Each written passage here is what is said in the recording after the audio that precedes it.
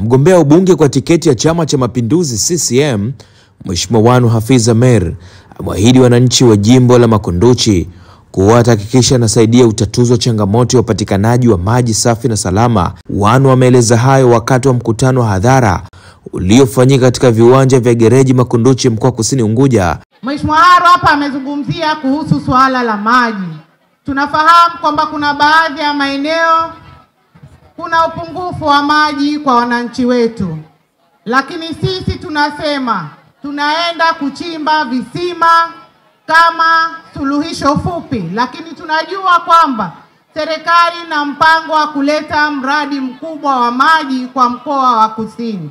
CCM oye! Kwa hiyo sisi tunaenda kupunguza makali ya upungufu wa maji, lakini